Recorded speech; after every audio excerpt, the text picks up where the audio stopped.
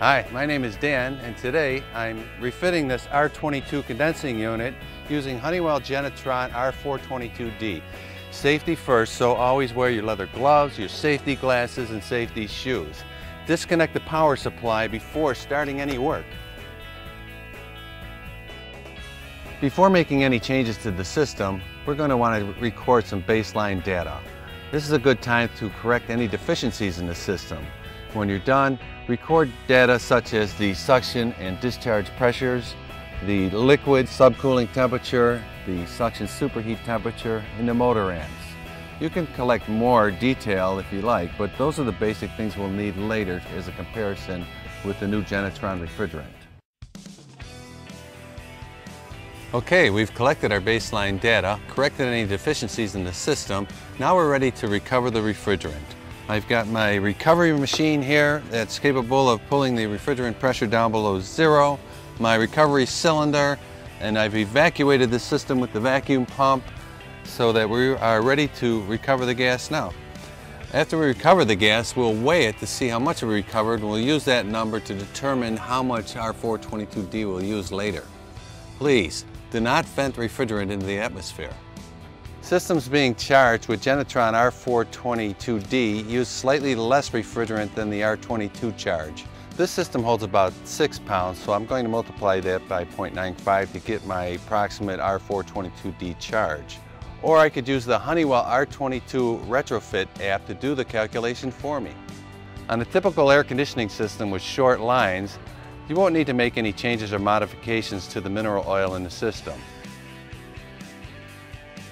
Following recommended maintenance requirements, I'm going to install a new filter dryer.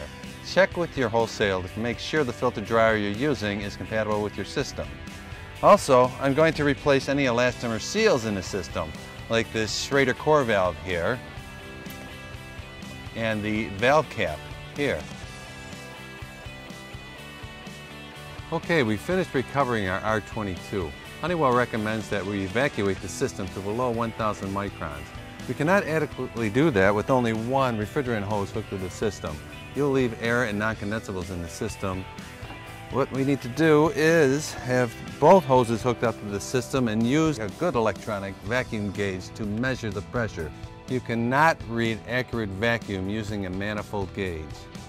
When replacing R22 with Genetron R422D, use the same charging procedures that you would using R22.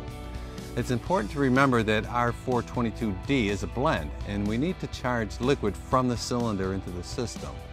I'm using a throttling valve on my manifold gauge to limit the amount of liquid that can go into the system.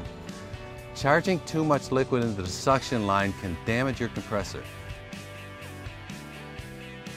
Allow the system to stabilize and adjust the refrigerant charge in 5% increments until the desired operating conditions are achieved. This is where your baseline data will come in handy. If your system has a pressure control, it may be necessary to adjust the pressure control to match the pressure of the new refrigerant. Caution should be taken not to exceed the operating limits of the compressor and other system components. If your system has a capillary tube or an orifice, the performance of the system will change very quickly if the system is overcharged or undercharged. Just using a liquid sight glass to charge your system can cause it to be overcharged. Use your system operating conditions: suction pressure, discharge pressure, suction superheat, liquid subcooling, compressor amps to properly charge your system. For blend refrigerant, pressure temperature data will include bubble pressure and dew pressure data. To determine superheat, use the dew pressure column. To determine subcooling, use the bubble pressure column. To find average evaporating or condensing temperature, find the measured pressure in both the bubble and dew columns and take the average of the two corresponding temperatures. I hope this demonstration on retrofitting an R22 residential AC system has been helpful. For complete instructions on retrofitting R22 with Genetron R422D, use this retrofit guide, which contains this handy checklist. For complete information on AC and refrigeration retrofits, including this guide, visit the R22 Retrofits page on honeywell-refrigerants.com.